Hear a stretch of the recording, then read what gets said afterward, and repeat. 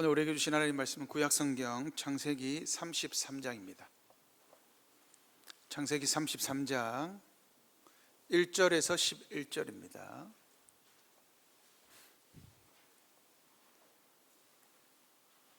(33장) 1절에서 11절 제가 여러분을 대신하여 읽어드리겠습니다. 하나님의 말씀을 들으십시오. 야곱이 눈을 들어보니 에서가 400명의 장정을 거느리고 오고 있는지라.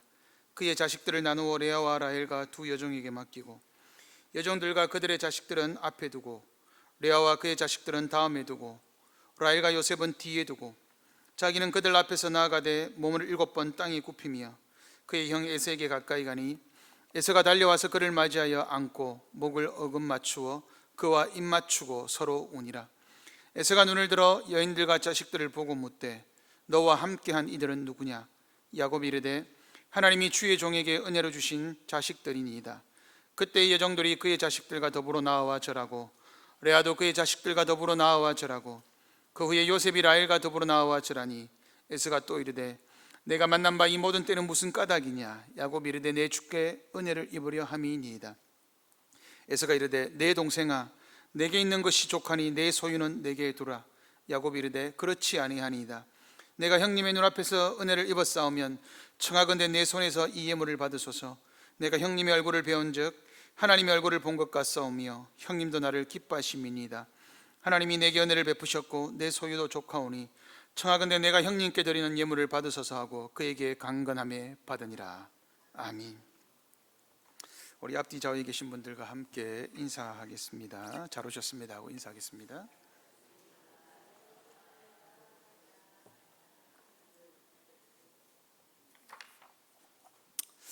인생을 살아가다 보면 가장 어려운 게 관계입니다.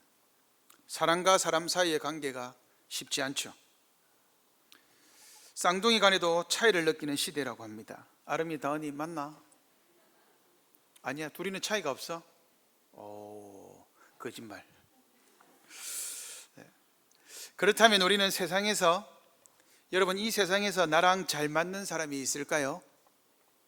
없습니다. 단 한 사람도 나하고 잘 맞는 사람이 없죠. 오죽하면 남편이라 부르겠습니까? 남의 편이다 이 말이지요. 분명 차이가 있지요. 왜 그럴까요? 하나님께서 각 사람을 다양하게 하나님의 형상대로 지으셨기 때문입니다. 그런데 여러분 왜 갈등이 생기느냐? 창조주 하나님은 세상을 만드시고 남자와 여자를 하나로 만드셨습니다. 인류를 하나로 만드셨죠. 에덴 동산에서 아담과 하와는 한 곳을 바라보았습니다. 서로 사랑하며 즐거운 삶을 살았죠. 그곳에 온전한 하나됨, 참된 에덴, 기쁨이 있었습니다. 그러나 죄가 들어오고 난 이후 하나였던 아담과 하와는 서로를 탓하기 시작했습니다. 그리고 죄는 머물러 있지 않았습니다. 시기심이 죄를 몰고 들어왔죠. 동생을 죽이는 그러한 관계로까지 나아갔습니다. 그리고 시대는 갈수록 악해졌고 정상적인 관계는 불가능해졌습니다. 그 결과 지금도 그렇습니다. 요즘에는 가족도 못 믿는다 하지요. 관계가 깨어진 참으로 악한 세상입니다. 그런 시대 속에서 오늘 우리는 에서와 야곱을 화해시키는 하나님을 발견하게 됩니다. 오늘 말씀을 통해 화해의 사람으로서 우리가 어떻게 살아가야 하는지를 살펴보겠습니다. 첫 번째로 야곱을 변화시킨 하나님입니다. 약복강변에서 야곱은 누구와 씨름했습니까? 천사 또는 하나님이죠. 그리고 야곱 앞에 해가 돋았습니다. 해가 돋았다는 것을 이사가 뭐라 그랬지? 해가 돋았다. 여러분 해가 돋았다는 것은 무슨 의미라고 그랬습니까? 해가 돋았다. 무슨 차이가 있을까요? 없죠.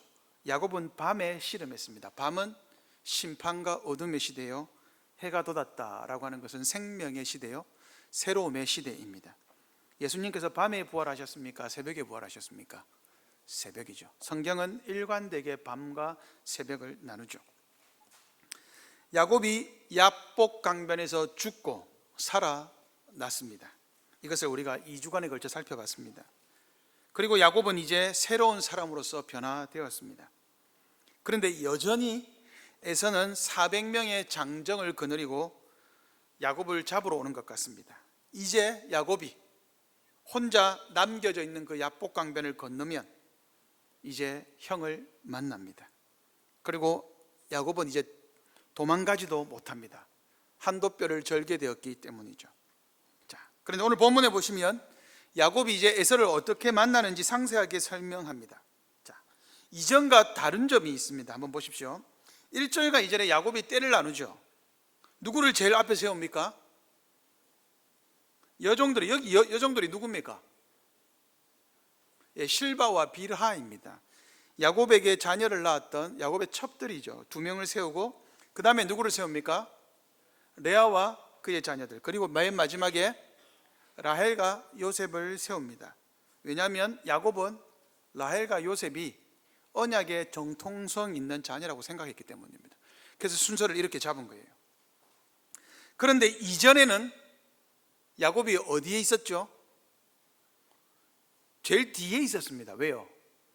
다 죽어도 자기만 도망가면 자녀를 다시 낳아서 하나님의 약속을 이루어갈 수 있다고 생각했죠. 근데 지금은요, 제일 앞으로 나옵니다. 여러분, 이 변화를 잘 보셔야 됩니다. 야곱은 이제 제일 뒤가 아니라 제일 앞으로 나옵니다. 왜 그럴까요? 에서의 얼굴을 보기 두려웠던 야곱이 하나님의 얼굴을 보고 나니 이제 에서의 얼굴을 보는 것이 두렵지가 않게 된 것이죠. 게다가 에서에게 나아갈 때 야곱이 어떻게 나아갑니까? 몸을 7번 땅에 굽히며 가까이 갑니다. 그 절을 한 번씩 하면서 앞으로 나가는 걸 뭐라 그러죠? 그 정치인들이 옛날에 했던 거 있잖아요. 예? 그 뭐죠? 만보 가면서 갑자기 사자성어가 생각이 안 나네요. 1배 만보입니까? 아, 삼보일배. 예. 삼보일배. 야곱이 지금 그거 한 겁니다. 한 걸음 뛸 때마다 이라고 절을 한 거예요. 여러분, 이것은 무슨 행동일까요?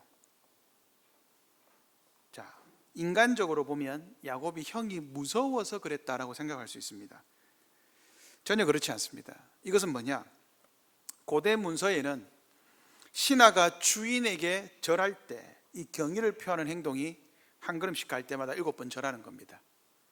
그러니까 지금 야곱은 왕을 맞이하듯이 형을 맞이하는 거죠. 왜요? 야곱이 지금 비굴하게 한 것이 아니라 야곱이 먼저 화해의 손을 내민 겁니다. 나를 죽이고 말은 것은 이건 형님의 문제고, 그러나 형님, 제가 형님께 화해의 손을 내밉니다. 칼빈은 이를 가리켜 이렇게 해석했습니다. 같이 한번 읽어보겠습니다. 시작.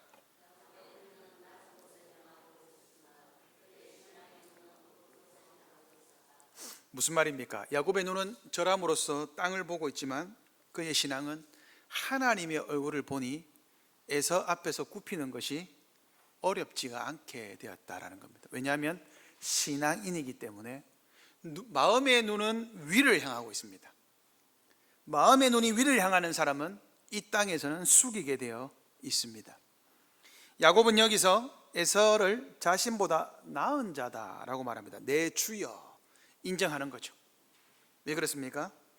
야곱의 이름은, 이 이름의 뜻은 빼앗다, 뒤쫓다라는 뜻입니다. 자신의 힘으로 가로채다. 그러한 야곱이 이제는 에서가 더 나은 자다라고 말했죠. 왜요?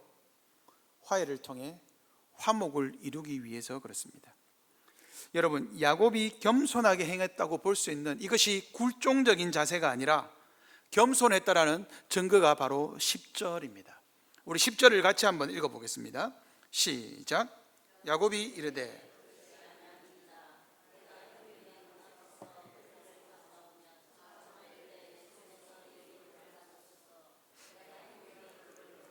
하나님의 얼굴을 본 것 같사오며 형님도 나를 기뻐하심이니이다. 아멘. 야곱은 형의 얼굴을 보니 누구의 얼굴을 보는 것과 같다? 하나님의 얼굴을 보는 것과 같다라고 말했습니다. 여러분, 완전히 변화됐죠. 이게 뭡니까? 하나님의 얼굴. 32장 마지막에 나오는 브니 엘이죠. 브니, 얼굴입니다. 엘, 하나님. 야곱은 형의 얼굴이 하나님의 얼굴과 같다. 무슨 뜻입니까? 형과 하나님을 동일시했습니다. 에서가 하나님이 된다, 그런 뜻이 아니죠. 야곱은 야복 강변에서 누구의 얼굴을 대하고 살았습니까? 하나님의 얼굴을 대면하고도 생명을 보존했습니다. 그러면 여기서 형의 얼굴을 보니 하나님의 얼굴을 보는 것과 같다라는 말은 무슨 말입니까?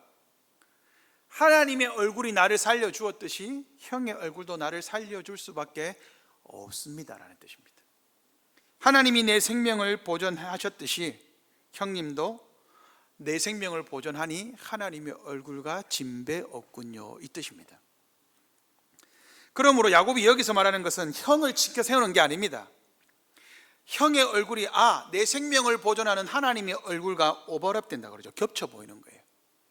하나님의 얼굴의 그 인자심과 자비하심이 지금 에서를 통해서 야곱에게 나타나고 있는 것입니다. 그러니 지금 야곱은 형을 칭찬한 게 아니라 하나님을 칭찬하고 있는 것이죠.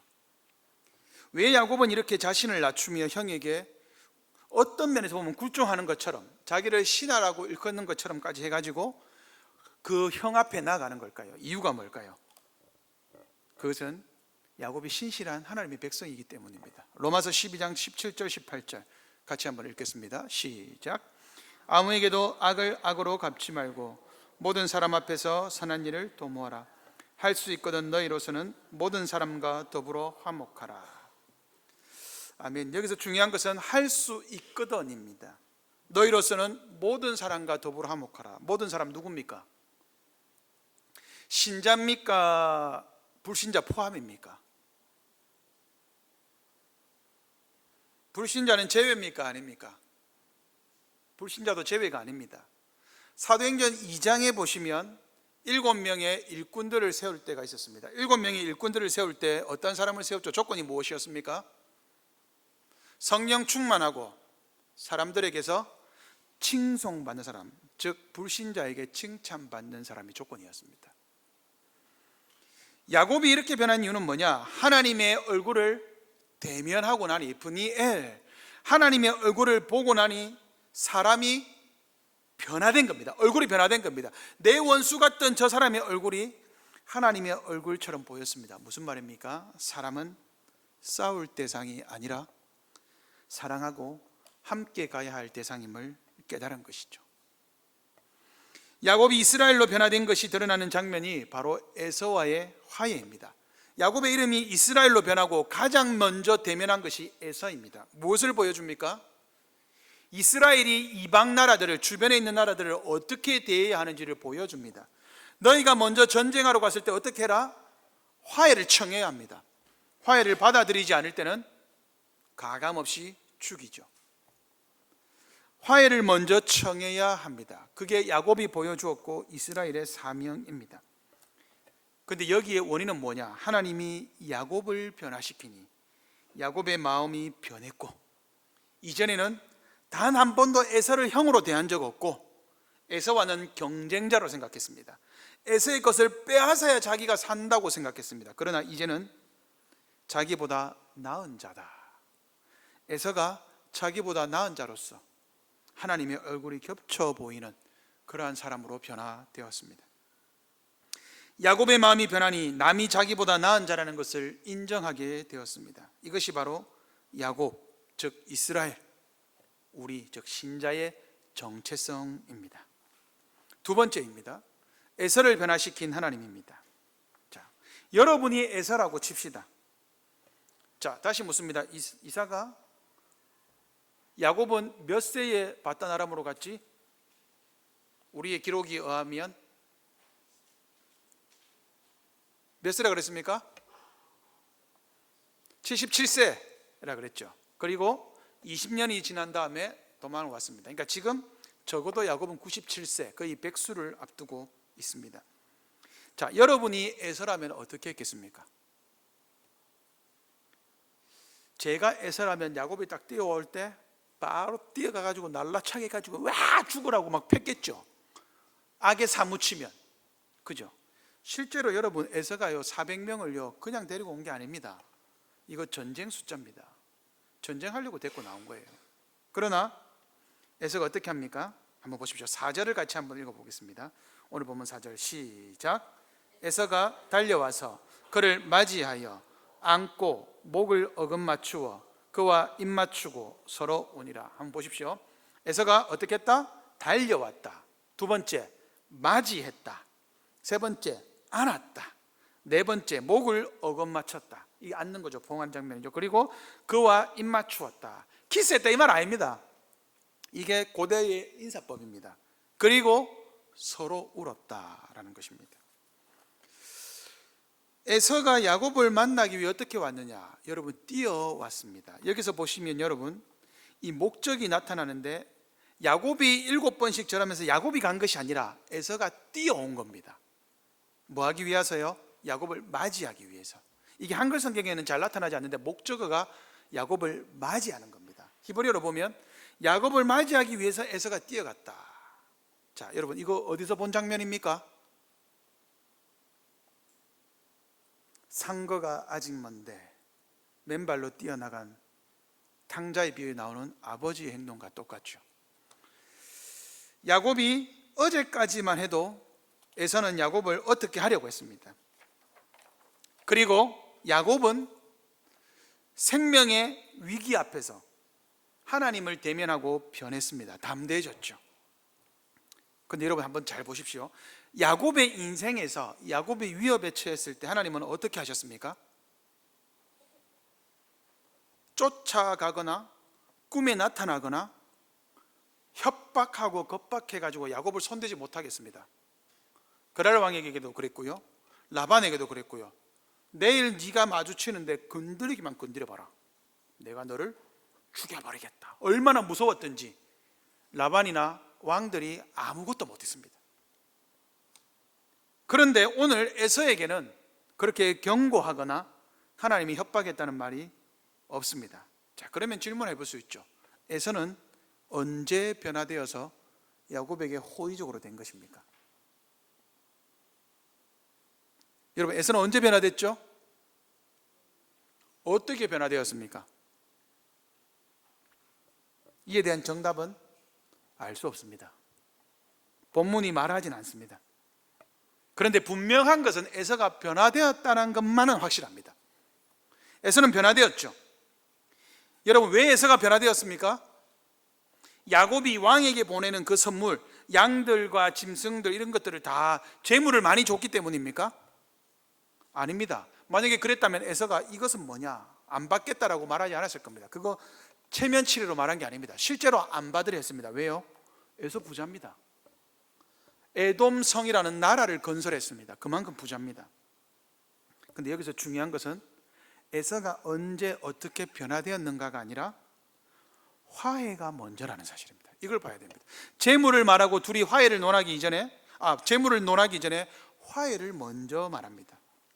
에서와 야곱은 상황을 다 따져보고 줄 거 주고 받을 거 받고 이제 됐다, 좋다, 화해하자, 계약을 맺은 게 아니죠. 그리고 여러분, 여기서 가장 중요한 것은 야곱과 에서가 과거를 묻지 않습니다. 에서는 야곱에게 분명 속임당한 일이 있죠. 근데 단 한마디도 하지 않습니다. 여러분, 과거의 일에 대해서 다시 끄집어내는 것은 진정한 화해라 할 수 없습니다. 우리 여성도분들, 남성도분들, 잘못했다, 뭘 잘못했는데 이런 질문하지 마시기 바랍니다. 그건 신자의 태도가 아닙니다. 오히려 관계를 더 악화시킬 수 있습니다. 여기서 우리는 성경의 중요한 사실을 알 수 있죠. 다시 한번 질문해 보겠습니다. 에서가 언제 변했습니까? 이 질문을 할 필요가 없습니다. 질문이 틀렸습니다. 뭐라고 질문해야 됩니까? 누가 에서를 변화시킨 겁니까? 라고 물어야 합니다. 누가 에서를 변화시켰죠? 야곱이 아닙니다. 하나님입니다. 하나님은 에서의 완악한 마음을 누구로 들이셨습니다. 언제 변화되었는지 알 수 없습니다. 그런데 여러분, 하나님이 어젯밤에 야곱을 만나기 전에 변화시킨 게 아닙니다. 하나님은 지속적으로 에서의 마음을 변화시켜 오셨습니다. 그것을 어떻게 알 수 있을까요? 야곱을 죽이겠다고 하는 에서의 마음에 적개심이 일어났을 때 하나님은 죽이는 단계까지는 가지 못하도록 에서의 마음을 억압하셨습니다. 그래서 인간의 악의도, 인간의 악한 마음도 하나님의 다스림 안에 있다는 것을 우리는 기억해야 합니다. 여러분, 악인이 하나님의 주권을 거스를 수 있습니까? 자, 다시 한번 물어보겠습니다. 우리 초등부, 지옥의 주인은 누구지? 와, 우리 딸이 사탄이라고 대답하다니. 지옥의 주인은 누굽니까, 여러분? 하나님입니다. 마귀 사탄도 지옥에서 심판받을 대상이지 지옥의 주인이 아닙니다. 그 말은 악인도 하나님의 주권을 거스를 수 없습니다. 악인도 하나님의 주권 아래에 있습니다. 그러니 우리는 우리를 괴롭히거나 핍박하는 자들로 인해 너무 상심하거나 두려워할 필요가 없습니다. 까닭없이 우리를 괴롭히거나 힘들게 하고, 여러분 그런 사람 어떻습니까? 막 보기 싫죠? 꼴도 보기 싫다. 여러분 그 꼴이 뭡니까? 꼴. 예, 얼굴입니다. 얼굴, 얼이 뭡니까? 우리의 마음. 그죠? 꼴은요, 굴이 뭐냐? 마을 또는 사람의 상태, 즉 이 꼴, 여기서 따온 게 얼굴. 이게 죄송합니다. 나쁜 말로 꼬라지예요. 좋은 말로는 민족의 굴, 민족의 어른 정신, 굴은 형태를 말합니다. 그래서 얼굴은 우리의 모습이죠. 실제로 까닭없이 우리를 괴롭히거나 힘들게 하면 얼굴이 보기 싫습니다. 그리고 하나님이, 그래도 우리는 뭘 알아야 되느냐? 그 악인은 하나님이 허락하시는 만큼만 우리에게 괴롭힐 수 있다는 사실을 알아야 합니다. 그러므로 하나님이 허락하시지 않으면 우리를 싫어하거나 미워하는 사람이 그 어떤 일도 행하지 못한다는 것을 기억할 필요가 있습니다. 게다가 하나님은 때가 되면 악인들의 마음도 적절하게 바꾸십니다. 그 증거가 어디에 있습니까? 잠언 16장 7절입니다. 같이 한번 읽어보겠습니다. 시작.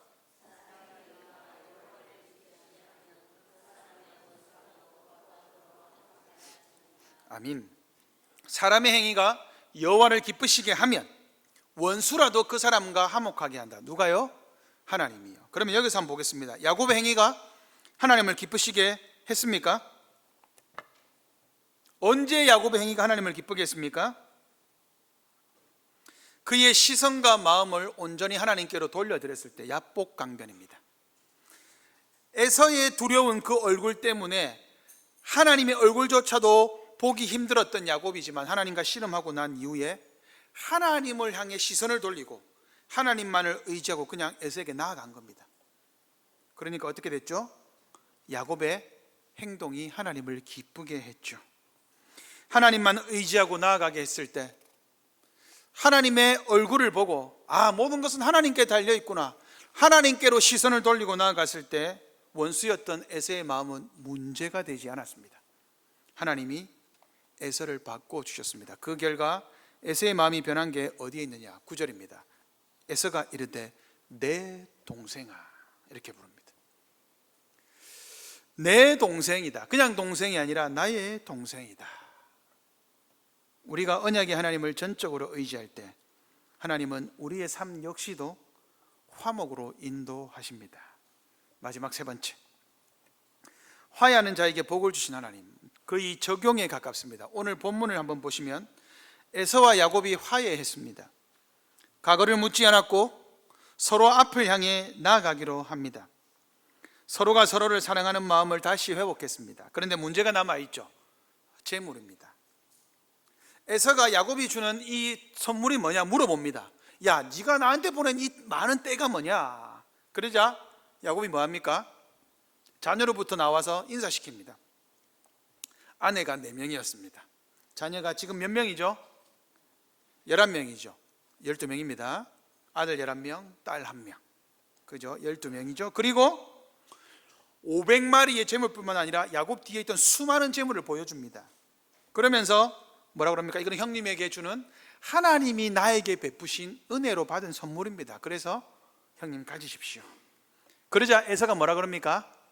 됐다, 안 받을란다. 우리말로 하면 뭐죠? 야, 넣어둬라, 됐다. 그러면 여러분, 평소에 야곱이라면 어떻게 해야 됩니까? 굳었다, 이거 아닙니까 여러분? 500마리면 돈으로 치면 얼마입니까? 이거 어마어마한 양입니다. 야곱에게 만약에 재산이 100억이 있다고 치면 이거 한 30억 정도 됩니다. 그러면 어떻게 하면 되겠습니까 야곱이? 저는 그렇게 했을 것 같아요. 아이고 돈 굳었다. 부끄러운 고백을 하나 하면, 제가 교회에서 헌금하는 것은 당연하다 생각합니다. 그런데 가끔씩 뭐 청년회 때나 어떻게 SFC 간사로 할 때 헌금할 기회가 있잖아요. 그러면 갑자기 지갑을 딱 열었을 때 하필이면 5만 원짜리 밖에 없을 때 어떻게 할까요? 벌벌 떨면서 끄집어냅니다. 그리고 헌금을 하려고 하는데 그 헌금위원이 제 앞을 그냥 스쳐 지나갈 때 어떻게 할까요? 저기요 하고 가서 헌금합니까? 주일에는 그렇게 합니다. 평일에는요, 아싸 굳었다, 내가 안 한 거 아니다. 여러분 충분히 이렇게 할 수 있지 않습니까 야곱이? 저만 나쁜 놈이에요? 여러분 이게 야곱이 그러함에도 불구하고 형님에게 받으라고 강건합니다. 왜요? 왜 강건할까요? 보험 들어두는 겁니까? 나중에 이 500마리 받은 것 때문이라도 형님이 나를 나중에는 해치지 않을 거야. 그렇지 않습니다. 여러분 야곱이 이 본문을 읽으면서 지속적으로 반복하는 단어가 뭐냐? 하나님의 은혜입니다. 하나님이 내게 은혜를 베풀어 주셨습니다. 내 인생의 뒤를 돌아보니까 지금까지 왔던 게 하나님의 은혜입니다. 굽이마다 하나님이 인도하셨고 목숨을 살려주셨고, 결국 하나님의 얼굴을 대면하고 나서야 야곱은 그 모든 것이 진짜 은혜인 것을 정확하게 알았습니다. 그러니 내 소유도 족하니 형님 받아주십시오 하고 에서에게 주었습니다. 여러분 왜 이것이 중요할까요? 왜 에서에게 야곱이 이것이 준 것이 왜 중요할까요? 이것을 칼빈이 아주 잘 설명합니다. 우리 같이 한번 읽어보겠습니다. 시작. 야곱이 자신의 모든 소유가 자신의 수고와 근면의 소산이 아니라 하나님의 은혜로 받은 것임을 고백하며 하나님께서 자기에게 주신 은혜를 형에게 나누어 주므로 에서도 하나님의 복에 참여케 했다. 아멘. 와, 너무 멋있죠? 지금 야곱이 뭐 하고 있는 겁니까? 하나님이 나에게 주신 복은 나 혼자 쓰라고, 나를 위해서 준 것이 아닙니다. 이것은 당신의 것이기도 합니다. 그러니 받으십시오 라는 겁니다. 야곱은 지금까지 형의 한심을 사기 위해, 혹시라도 나중에 형의 마음이 서운치 않도록 하기 위해 재물을 주는 게 아닙니다. 하나님께서 베푸신 은혜를 자기만을 위해 사용하지 않고 나누어 주는 것이죠. 여러분 이 사실이 아주 중요합니다. 우리가 하나님께 은혜를 받으면 어떻게 해야 되죠? 나누어야 합니다. 그것이 무엇입니까? 제사장 나라의 사명입니다. 출애굽기 19장에 보시면 그렇게 말을 하죠. 너희가 내게 대하여 내 말을 잘 듣고 그리고 내 규례를 지켜행하면 어떻게 된다? 너희가 이방 땅에 대하여 제사장 나라가 된다 그랬습니다. 제사장 나라는 무엇입니까? 섬기는 나라입니다. 우리는 하나님의 은혜라 말하는 것들이 많이 있습니다. 재물이 있죠, 건강이 있지요, 그 외에 기회들이 있습니다. 직업도 있고 많은 것들이 있습니다. 그런데 그 많은 것들을 누구와 나누며 살아야 합니까? 한번 잘 생각해 보십시오. 우리는 가족들과 나누는 것을 억울해합니까? 저는 조금 억울할 때도 있습니다. 왜 내 것을 너희들이 쓰지? 라고 생각할 때도 있습니다. 그죠? 그러나 가족들과 나누는 것을 우리는 당연하게 생각합니다. 왜요? 사랑하기 때문이죠. 마찬가지입니다. 서로 화평하고 화목하게 살기 위해서는 자기 것을 나누어야 합니다. 초대교회 때 성도들은 자기 것이라 주장하는 사람이 없었습니다. 이게 그 말입니다. 여러분의 모든 집 문서, 재산, 통장 다 갖고 오라 그 말이 아닙니다. 필요를 위해서는 자기 것이라 주장하지 않았습니다. 왜요? 하나님이 은혜로 주셨다는 것을 깨달았기 때문에. 그래서 필요를 채워준 거죠. 여러분 교회는 서로의 필요를 채워주는 것입니다. 가족은 서로의 필요를 채워주죠. 근데 교회 안에서만 필요를 채워주는 게 아닙니다. 다 할 수 없어도 우리가 할 수 있는 만큼 하는 겁니다.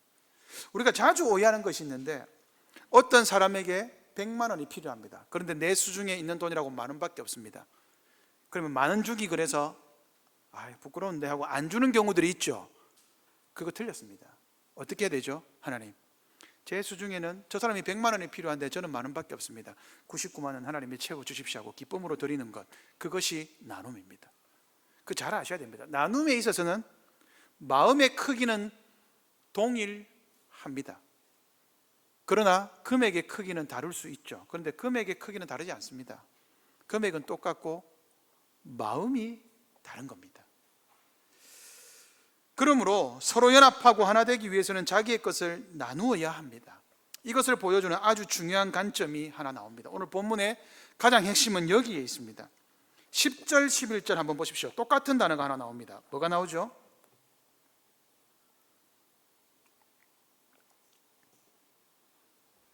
(10절에) 청하건대 내 손에서 이 예물을 받으소서. (11절에) 내가 형님께 드리는 예물을 받으소서. 이거 같은 말일까요? 다른 말일까요?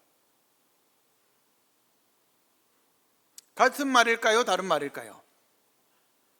다른 말이니까 물어보겠죠. 네, 이거 다른 말입니다. 예물이라는 단어가 다릅니다.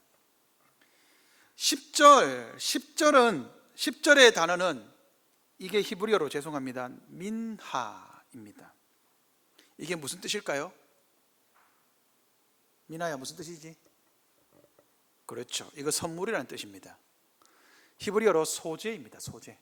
레위기 1장 2장에 나온 소재. 그런데 여기에 다른 뜻이 있는데 하나님이 주신 선물을 말할 때 민하라고 합니다. 그런데 11절에 이 단어는 민하가 아닙니다. 뭘까요? 예? 누구세요? 윤삼쌤이 어떻게 하셨어요? 아, 주보에 실어놨군요. 이게 복이라는 뜻입니다. 지금 야곱은 뭐라고 하느냐? 하나님이 나에게 선물, 은혜를 베풀어서 선물을 주셨습니다. 그러니 형님 복 받으십시오, 이 말입니다. 이해되세요? 야곱은 은혜로 받았습니다. 여러분, 우리가 은혜로 받은 것 있죠? 하나님이 나에게 은혜로 받은 것, 그것을 이웃에게 나누면요, 그게 복을 나눈 겁니다. 이게 복 받으십시오라고 말하는 것과 똑같습니다. 그러니까 지금 야곱이 주는 이 선물의 의미는 이렇습니다. 형님, 제가 과거에 하나님의 언약적 복을 인간적인 거짓말과 속임수로 빼앗으려 했습니다. 그런데 그 복은 내가 내 힘으로 차지할 수 있는 것인 줄 알았습니다. 그런데 그 복은 하나님이 은혜로 주셨습니다. 그리고 그 복은 원래 형님의 것입니다. 그러니 하나님이 나에게 주신 복은 형님의 것도 되니 형님 받으십시오. 그러자 에서와 야곱의 모든 과거의 상처가 허물이 치료되었습니다. 에서는 이제 야곱의 복을 시기하지 않습니다. 그리고 자신이 받았어야 할 복이라 원망하지 않습니다. 하나님의 얼굴을 대면한 결과입니다. 야곱 또한 마찬가지죠. 야곱은 하나님이 주시는 복이 무엇인지 알았습니다. 그리고 어떻게 그 복을 사용해야 하는지도 알았습니다. 하나님이 야곱에게 복을 주신 것은 그 복이 야곱 안에 머물러 있는 것이 아니라, 움켜쥐고 있는 것이 아니라, 야곱을 통해 그 복이 사람들에게 흘러가야 한다는 것을 깨달았습니다. 복의 근원은 하나님이시니 그 복을 움켜쥐고 놓지 않는 것이 하나님의 뜻이 아님을 알았습니다. 자신의 존재가 언약 백성으로서 하나님께 은혜를 받고 하나님께 받은 은혜를 세상 가운데 하나님의 복으로서 흘려보내야 된다는 것을 깨달았습니다. 그러자 야곱과 에서에게 있어서 원망과 상처는 사라졌습니다. 진정한 샬롬이 브니엘로부터 임했습니다. 그래서 오늘 설교 제목이 브니엘에서 샬롬입니다. 이것이 우리에게도 동일하게 있습니다. 오늘날도 사람들은 하나님이 주신 복을 하나님이 주신 줄도 모르고 더 가지기 위해 싸우죠. 여러분, 세상에 총량의 법칙이 있습니다. 세상의 재물은 더 늘어나지 않습니다. 단지 하나님이 허락하신 만큼만, 누가 많이 가지느냐 싸우죠. 질투하고 시기하고 빼앗고 다툽니다. 그러니 갈등이 끊이지 않습니다. 죄로 인해 사람들이 타락했음을 보여주는 단적인 예가 시기와 갈등입니다. 그런데 교회 안에는요, 갈등이 존재해서는 안 됩니다. 어떻게 해요? 우리를 통해 하나님의 복을 세상에 흘려보내므로 우리가 세상을 치료할 수 있습니다. 하나님이 우리에게 은혜를 주시는 이유가 복을 주시는 이유가 바로 여기에 있습니다. 여러분, 옛날 복음성이지만 여러분 다들 아실 것입니다. 의미 있는 가사가 있습니다. 사랑은 참으로 버리는 것, 그 다음 뭐죠? 더 가지지 않는 것. 그 다음에 뭡니까? 이상하다 동전 한 입 움켜잡으면 없어지고, 쓰고 빌려주면, 성아 이 노래 아는가 보네. 억수로 좋아하네. 풍성해져 세상에 가득하네. 그죠? 그러면 어떻게 됩니까? 아무도 부족함을 느끼지 못하죠. 그죠? 성경이 뭐라고 합니까? 평균케 하는 원리. 그 누구도 가난한 자가 없게 되는 원리. 그것이 바로 우리의 받은 은혜를 나눔으로써 이루어지는 현상입니다. 우리가 하나님의 은혜를 경험하면 우리는 그 복을 세상에 흘려보낼 수 있습니다. 은혜를 경험하지 않은 사람이 복을 받으면 자기와 가족의 배만 불립니다. 은혜로 받았는데 탐욕이 될 뿐입니다. 우리가 진정으로 하나님의 복을 받았다면 나눔으로 샬롬을 이루어야 합니다. 왜 우리는 나누어야 하고 죄지은 자를 용서해야 하며 모든 사람과 더불어 화평하기를 힘써야 할까요? 여러분, 사랑은요 실천하기 위함이 아닙니다. 우리가 하나님과 그렇게 사랑으로 언약 가운데 있다라는 증거이지 우리가 사랑을 실천하기 위해 나누는 것이 아닙니다. 언약 가운데 있는 사람은 하나님과 언약의 관계를 맺고 유지하고 누리는 것입니다. 이것이 사랑을 나누기 위해 사는 것이 아니라 사랑을 누리는 것입니다. 완전히 다르죠. 그러면 세상 사람들에게도 언약 가운데 충실하며 그 언약을 알려줄 수 있습니다. 이것을 우리는 전도라 합니다. 하나님의 질서를 알려주는 것이죠. 우리는 이 모든 것을 어디에서 배웁니까? 야곱은 그 모든 것을 야복강변에서 배웠습니다. 하나님의 얼굴을 대면하고 야곱이 죽었다가 살아났습니다. 우리는 어디에서 야복강변을 경험합니까? 바로 예배의 자리입니다. 우리는 예배의 자리에서 언약의 하나님을 대면합니다. 브니엘 하게 되죠. 그리고 우리가 예배 순서상에서 기도했듯이 우리는 한 주간에 우리의 옛 자아들을, 죄들을 죽입니다. 심판이죠. 그리고 우리는 예수 그리스도의 그 사제의 선언으로 우리는 다시 생명을 얻습니다. 생명이 얻은 자에게 하나님께서 말씀으로 자기의 말씀을 들려주십니다. 은혜를 베푸시죠. 그러면 우리는 은혜를 받은 자로서 그 복을 나눕니다. 어떻게 해요? 헌금이죠. 헌금이 은혜를 나누는 방편임을 아셔야 합니다. 지금 야곱의 이 순서와 예배의 순서가 동일합니다. 우리가 죽고 사는 자리는 예배입니다. 우리는 예배를 통해 하나님과의 언약 관계에 있음을 확인하고 누리고 확신하게 됩니다. 예수 그리스도는 그 언약으로 이 땅에 오셨습니다. 그리고 예수 그리스도는 이 땅에 오심으로써 참된 샬롬을 이루셨습니다. 예수 그리스도는 깨어진 세상을 하나님과 화목하게 하셨습니다. 그리고 예수님은 우리에게 한 말씀을 알려주셨습니다. 화평케 하는 자는 복이 있나니 그들이 하나님의 아들이라 일컬음을 받을 것이며, 야곱은 야복강변에서 하나님의 아들 이스라엘이 되었습니다. 하나님은 이스라엘을 내 아들 내 장자라 부르셨습니다. 영접하는 자, 곧 그 이름을 믿는 자들에게는 하나님의 자녀가 되는 권세를 주셨으니 하나님은 우리에게 샬롬의 권세를 주셨습니다. 그러므로 화목하려 하고 화해하려 하고 화평케 하고 나누는 자들이 진정한 하나님의 아들입니다. 예수님은 이 모범을 우리에게 보이셨고 예수님과 연합된 우리는 진정으로 그렇게 살아갈 수 있습니다. 말씀을 맺겠습니다. 하나님은 우리를 화평케 하는 자들로 하나님의 언약의 자리로 부르셨습니다. 하나님은 악한 자들의 마음을 부드럽게 하시고 원수라도 화목케 하시는 분입니다. 그러니 우리의 소원을 하나님께 아뢰고 하나님을 의지하고 하나님을 예배하십시오. 그러면 우리의 삶에 있는 모든 원수된 관계가 샬롬으로 바뀔 것입니다.